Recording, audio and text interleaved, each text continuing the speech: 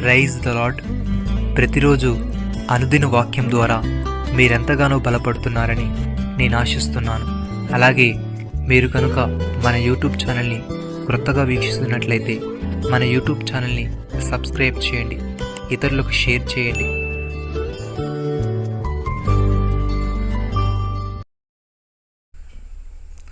మీ పరలోకపు తండ్రి పరిపూర్ణుడు కనుక మీరును పరిపూర్ణులుగా ఉండెదరు.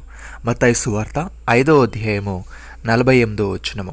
ప్రియమైన సహోదరి సహోదరులారా, భక్తుడి విధంగా అంటున్నాడు, ఇప్పుడు మనం దేవుని పిల్లమై ఉన్నాము, మనకి ఏమవుదుమో అది ఇంకా ప్రత్యక్షపరచబడలేదు, కానీ ఆయన ప్రత్యక్షమైనప్పుడు ఆయన ఉన్నట్లుగానే ఆయన చూతము గనుక ఆయనను పోలి ఉందుమని ఎరుగుదుము. ఆయన యందు ఈ నిరీక్షణ పెట్టుకున్న ప్రతివాడును ఆయన పవిత్రుడై ఉన్నట్టుగా తను పవిత్రునిగా చేసుకును.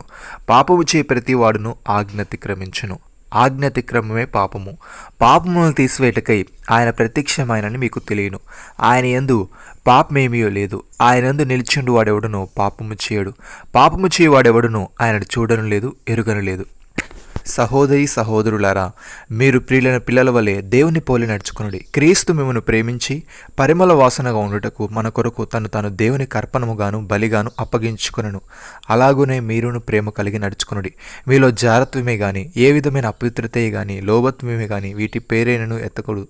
ఇదే పరిశుద్ధులకు తగినది. కృతజ్ఞతా వచనమే మీరు ఉచ్చరింపవలను గాని మీరు బూతులేనను పోకిరి మాటలేనను సరసోక్తులేనను ఉంచరిప్పకూడదు. ఇవి మీకు తగవు. యేసయ్య ఈ విధంగా అంటున్నాడు, మీరు లోకమునకు ఉప్పై ఉన్నారు. ఉప్పు నిస్సారమైతే అది దేని వలన సారం పొందును? అది బయట పారవేయబడి మనుషుల చేత త్రొక్కబోటికే గాని మరి దేనికిని పనికిరాదు. మీరు లోకమునకు వెలుగై ఉన్నారు. కొండ మీద నుండి పట్టణము మరుగై ఉండనేరదు. మనుషులు దీపం వెలిగించి కొంచెము క్రింద పెట్టరు, కానీ అది ఇంట నుండి వారందరికీ వెలుగిచ్చుటకై దీపస్తంభం మీదనే పెట్టుదురు. మనుషులు మీ సత్క్రియలు చూచి పరలోకమందున మీ తండ్రిని మహిమపరచునట్లు వారి ఎదుట మీ వెలుగు ప్రకాశింపనీయుడి.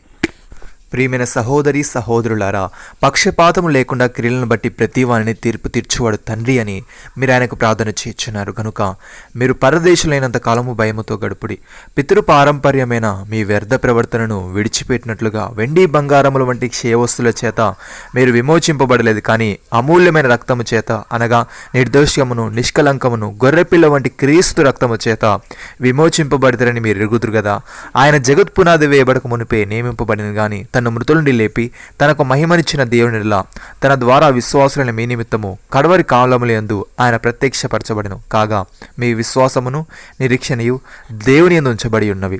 నమ్మిన వారు నాతో కలిసి ప్రార్థనలో ఏకీభవించండి.